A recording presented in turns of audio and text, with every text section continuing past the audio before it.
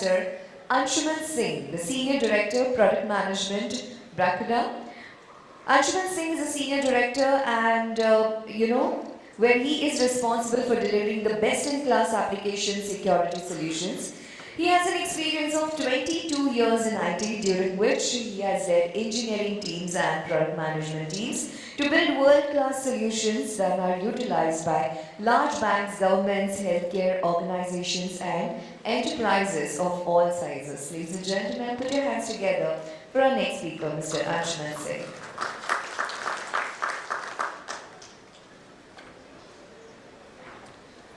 Thank you. This is the first time I am out of Bangalore after COVID, so please bear with me because I thought it's been so long, so I put in too many slides, right? So if I put you to sleep, I am the guilty party, I accept, right? But what we are talking about is application security, the ABCs, the new ABCs of application security. What is the problem? What are the new problems? What are the parts beyond the basics?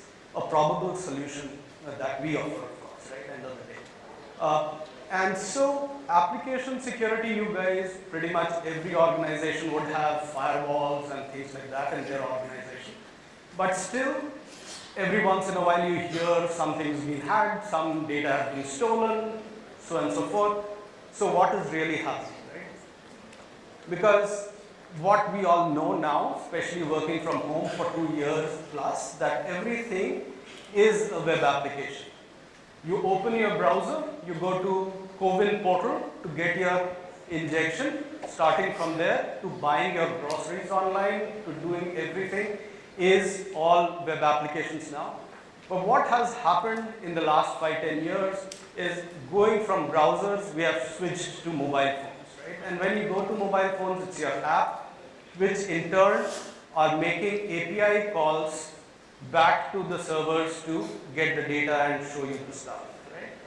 And why is this happening? Why are we using it? Because all our information is there, we want to use it, we want to buy things.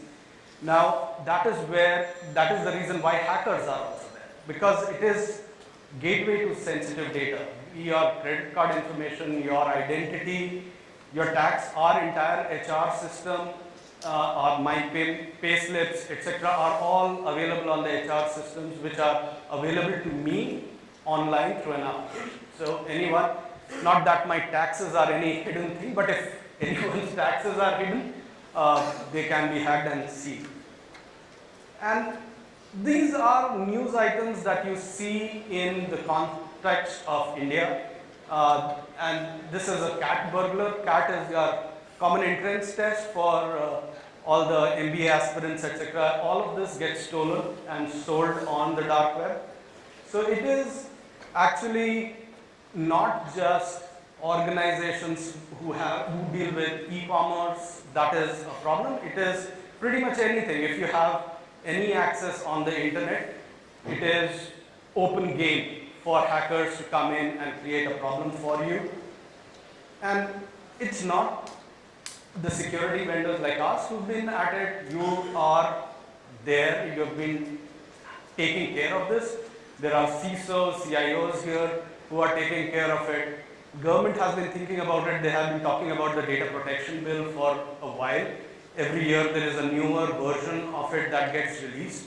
For the 2021, these are some of the important things. The first one is like the individual consent, which is kind of like nowadays when you go to a website, you see that, oh, I accept the cookies. That is kind of a part coming from GDPR in Europe, but Government of India is also trying to bring in something similar.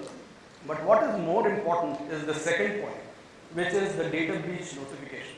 If your organization's applications or anything gets breached, today you have to notify the government, but then you have to take care of it and ensure that the security things get patched. But now with this notification requirements, you will be forced or asked or requested, pick your word, to tell the customers also that you got breached and hence. Now, once something gets breached and you reach out to your customers and say, oh, our organization got breached, we are really sorry, but here is what you need to do. You need to change your password or whatever else you have to do. That creates a trust deficit between what your customer thinks about your organization. Right? So those are things that will happen. It's not that this is going to be a unique thing, right? This is Mr. Sanjay Dhotre, he's like the Minister of State for IT. He was the previous Minister of State for IT. He said 26,000 sites were hacked in India in 2001, in 2020, which means that, and this was all sorts of attacks, defacement of websites, wrong things getting written on the websites, etc. So the real question is, why web application? And particularly today, I'm talking only about web application. And in easy to understand, it is anything that you access through your browser. It is anything that you access through your mobile phones, right? So there is this massive report that gets written every year called the Verizon Data Breach Incident Report. It is the de facto report that is published every year by Verizon in US. They collect data from all organizations globally and say where are and do the analysis and show where the attacks are happening. If you look at this thing on the left, where you'll see that the first, this is what are the actions of the breach. The topmost is hacking. The second one is social. By social I mean social engineering, right? And on the right side, what you see is what are the top targets for these breaches. The first was credentials, meaning user ID, passwords, etc. getting stolen. Second was the personal information, right?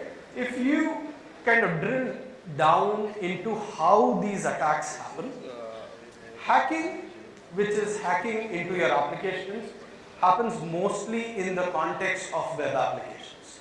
And when people or hackers are doing social engineering attacks, they are doing it mostly in the context of phishing. Phishing is your email things where you get an email which says, oh, I am your CEO, so and so, please transfer 20,000 rupees, dollars, whatever, to this partner because I can't reach them and it is really urgent before I land there, this transfer should have happened. So lots of social engineering that way happens through phishing. So email and application are the two main reasons or two main vectors of attack from where all the attacks emanate.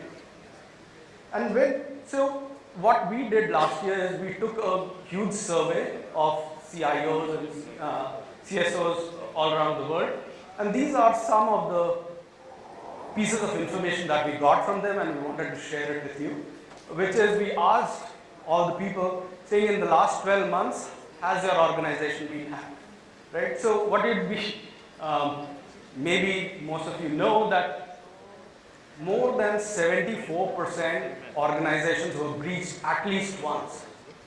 46% were breached more than once in the last 12 months, right? And if you go ask what, drill down and say what was being attacked, what is the thing. In the case of applications, you may have heard of OWASP top 10 and all of those type of attacks, SQL injection, etc. Forget those things. They are still there and those are considered to be normal by the way. So if you have not heard of SQL injection so far, please, those are kind of considered basic now. Bot attacks are happening. In fact, I was talking with someone just now where they have a website that every time their marketing team updates the website, the very next day the website gets defaced and everything written in English gets changed to Japanese. So those type of things are happening. Those are type of automated attacks known as bot attacks. And I'll give you credit where credit is due. Kavita just teed it up really nicely. Software supply chain attacks, which is third in the line, is a very important critical factor that is kind of showing up now. So what are the new vectors where we are talking about? So now in the base application security, SQL injection, cross-site scripting, those are names that I'm sure all of you are familiar with. Beyond that, there are a few things that are kind of not new, but they are being exploited more. So that is where in our ABC today, A stands for API security.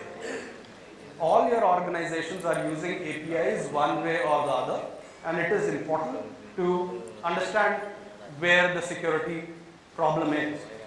So traditionally, you wanted to access a website, you opened your browser and wrote the name of the website and you hit enter and the website popped up because you were sending information directly to the server was showing the website. Now what you are doing is you are opening an iPad or your phone and clicking on the app. The app is in turn making an API call to the server, getting data and showing you the information, right? So we asked people in our survey how many sites, how many APIs do you have?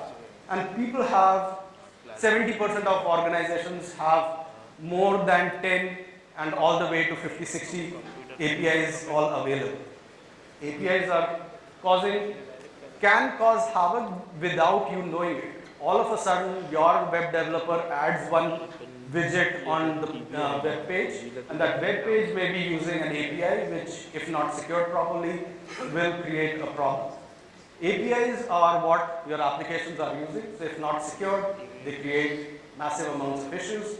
Now coming to B's bot. This is a letter from AMD that was sent to its partners when they released their new graphics card.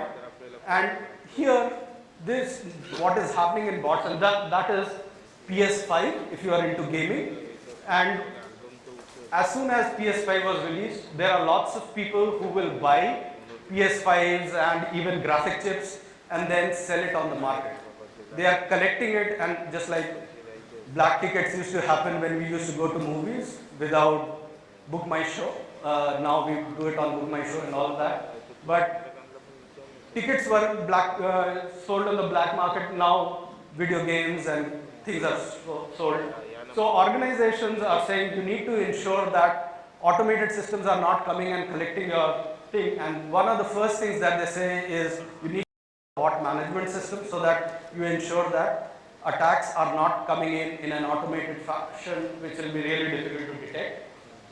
We have seen traffic spike on automated attacks. So if you look at all the traffic coming to your applications, to your web application, you will see that a significant part of that traffic is automated traffic.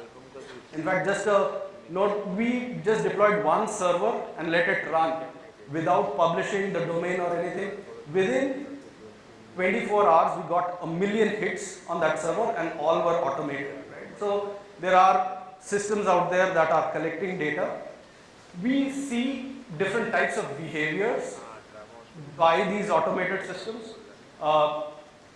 When we saw this at a particular customer, each of the colors represent a different URL or different web page. All of a sudden, when this thing was launched first time, we saw all those attacks happen at the web, and then they started changing behavior. So the bot management system will keep track of it. In an e-commerce website, the behaviors are different and we keep track of all of those. And if you are doing business online, PCI DSS becomes an important part, and they have also added a new node in the 4.0 version, which just became public, is protections for logins. If you have a login page on your website and you're doing e-commerce, you need to take care of that. There are lots and lots of different types of bot attacks if you kind of go. And C for our thing is client-side protection, which is when you are building a website or a web application. As Kavita was just mentioning, you use lots of open source JavaScript files, etc. to build your web page. And these things are normally downloaded from the web. The developer will download something from the web and put it in the web application. And when they do that, they do not take care whether some bad part of code may be getting injected into your application. Visa sent out a security alert to many of their affiliates where they had discovered this skimmer which introduced only 2 lines of code per login, per checkout page. Wherever they were doing the e-commerce bit, only 2 lines of code. and that ended up extracting all the credit card information and sending it to a hacker, right? And this attack is happening in the client's browser. It is not happening on your server screen. It is happening on the browser. So you need to have your security. The way to think about security is not only securing your servers. You have to somehow figure out how to extend it onto the client side and still have the ability to. And this also has made it into the PCI DSS. Protection against client-side attack is an important thing. So if PCI DSS matters to you, you may have to look at it. We asked our people we surveyed what their global priorities were. By and large, the first one was bot protection, second one was API security. And the question then comes, how do you secure against that? And that's, you know, this was going to come. And so this is Barracuda Cloud Application Protection. So wherever your applications are deployed, whether they are deployed in your own data centers, whether they are deployed in a hosted data shared co-location data centers, or whether you are deploying it in AWS, Azure, or wherever, our cloud application security can be made available to you. Just a step back to say what we have been doing. We sold our first web application firewall in 2002. That's a long time ago. Two of the top 5 banks are our customers. We have an installation at one customer where we have 4,000 firewalls securing all their applications, etc. And we secure and process many billions of requests, web requests every day, but around 200 million application and bot attacks are blocked by our systems globally on a daily basis. So what is CAP for us? What is at the core of it is your application. And your application is secured by the two products that we have in this space. One is the web application firewall, which is made available to you as a hardware, virtual appliance, public cloud instances, or if you want container images, we have all of those. And we also have WAF as a service, which means if you do not want to do any of those deployments, you can use our service. We'll take care of all the deployments and updates and all of those. That is on the product side, but what really happens is all of this builds in, and we have been hearing about thinking as a platform, not point solutions. And and speakers earlier said, when you are thinking of platforms, you are thinking of platforms at an organization level in terms of HRM systems, etc. But more also on the security side, you are thinking about platforms that can evolve. Right? On security especially, you need a platform that can keep on evolving, because you know, as soon as police figures out one way of doing something, it is the hacker will figure out another way of doing it. So the security platforms have to continue to evolve. So our platform has built-in advanced protection, DDoS, API protection, etc. But most important thing, or one of our secret glues, is this active threat intelligence. We analyze, as I was mentioning, and block 200 million attacks on a daily basis. While doing that, we process billions of requests every day. Right? So we have massive amounts of information about what is happening in different parts of the world. And in such cases, we have the ability to look at and translate, saying, okay, if this is what is getting visible in one part of the world, we can actually translate it and make it available to all our customers all across the world, right? And kind of just looking at as a service, because that is what many of our customers have been interested in. Instead of deploying the application firewalls, etc., in their own data centers and managing it, we have a firewall, a web application firewall as a service. It is fully, can be automated through REST API deployments, etc. As Kavita was saying, that you can integrate with your deployment life cycles if you are wanting to do that. It is proven on using proven technology. We've been there for a long while and securing very large banks, very sensitive government assets in India and abroad. And what we have, one important thing for us is that the security layer for us is safe. You deploy our security in your data centers or you deploy it in Azure. It uses the same security engine, but the security engine is tweaked to use the power of the platform it is being deployed on. So if you deploy it on the hardware, it's a custom built hardware so that it runs really fast and super performant. Deploy it in the cloud, it can scale horizontally. We have applications that process millions of credit cards on a daily basis, and our systems are in front of them and securing them. So we are adding new capability. Machine learning and things are all fancy jargons to start with. We also do all those fancy jargons. But by and large, if you were looking at the bot protection part of the system, it is easy to understand, at least on the bot protection side and such, as to why we need machine learning. Because it is very difficult when we are talking about bot.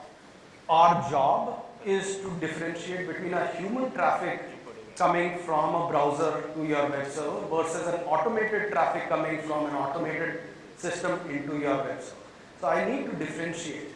And it is the goal of the attacker or the hacker to make their traffic seem like a human being. And I need to have that challenge to say, okay, if you're trying to come in like a human being, I can still differentiate. So all of that is where all this machine learning and capabilities get used. And we are deployed globally in many regions across the world. We have 2 locations in India, 3 locations in India. And so that's it. If your organizations are using application security, which I'm sure they are, but in case you may already have scanners and such to scan your application for vulnerabilities. In case you are not, we have a free scanner available online. You can get your teams to try it out. We are outside. Please feel free to talk to us. We'll be more than happy to do it. Thank you. Thank you so much, sir, for this insightful presentation. May I request Mr. Atanu Rai to come forward to felicitate him?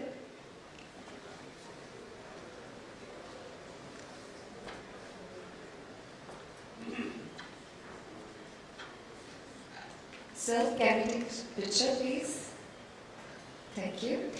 Any question from audience for Mr. Anshuman? Any question? Can you please give mic? So you told API, A for API. Correct. So B for bot. Yeah. So the bot platform you are talking about a chatbot or something or a No, voice bot? So bot are automated systems that are attacking your thing. Chatbot is your own organization using a chatbot to contact your customers. That is different. There are automated, hackers are using automated systems to hack your website. They are also coming in as an automated system, and it is protection against that. Okay, and C for? C is for client-side security. All the attacks that are happening in the customer's browser. So far we have been trying to secure on the server side, but now attacks like the Visa attack that I was talking about is happening inside the customer's browser. In fact, Bank of America had the biggest attack there, where they lost around $17 billion or something, where the attacker was taking the credit card information directly from the user's browser who was trying to book a ticket on BritishAirways.com, and taking it directly from the browser and giving it to the hacker without even coming to the server. So if you had security only on the server side, you wouldn't have been able to. Thank you.